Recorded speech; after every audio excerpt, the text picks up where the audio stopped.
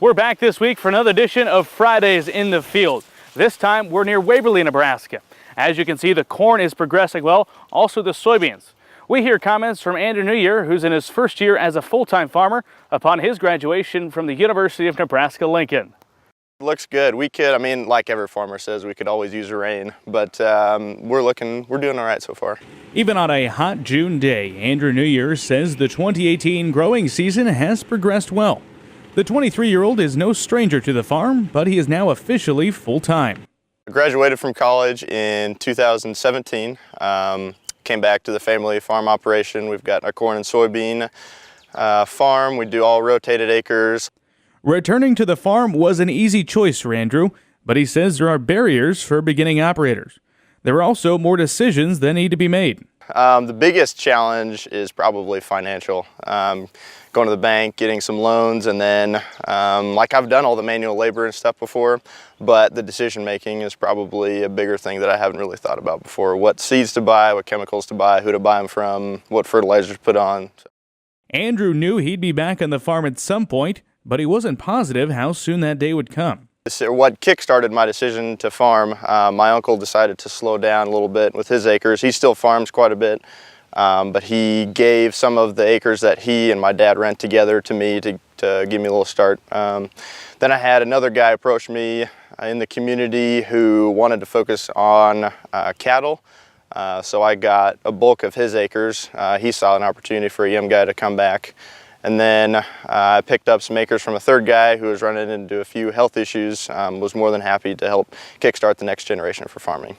Near Waverly, Nebraska, the soil is friendly to Nebraska's top row crop commodities. Standing in a field that my family rents, actually my dad and I rent it together. Corn right now, and the other side is soybeans. We've got silty clay loam here in Lancaster County, Nebraska. I'd say most every farmer in this area is corn and soybean on rotation. A couple of guys plant wheat just to change it up, or because they have too many acres to harvest during corn and soybean. Mostly just that, a little bit of alfalfa, but not a whole ton. The planting season was also friendly this year, and with the help of some fertilizer, the crop is progressing well. So far, so good. Didn't have any major breakdowns. We got everything in. We were a little late started, as most people were across the state, but we got everything wrapped up, corn and soybeans both, by early May. We put down on our corn acres a pre-fertilizer with our pre-chemicals, 32% nitrogen. And then we came through with the planter and put on some 1034-0. 5 gallons per acre with that. I guess before that in the fall and in the spring we had anhydrous. So that's our nitrogen program. Weeds are now beginning to make their presence known. Corn spraying last week, and then we're moving on to beans right now as the wind presents a challenge for us. But a lot of water hemp, a lot of mare's tail is the big stuff, a little bit of grass here and there. But yeah, water hemp and mare's tail are big challengers.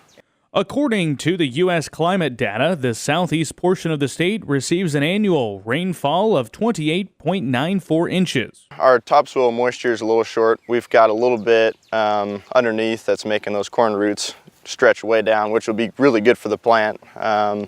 We're not quite there yet, but we're a little bit abnormally dry as far as the drought monitor goes. We've been hearing comments from Andrew Neujahr near Waverly, Nebraska. We look forward to catching up with Andrew later in the growing season. I'm Bryce Duskett, Rural Radio Network.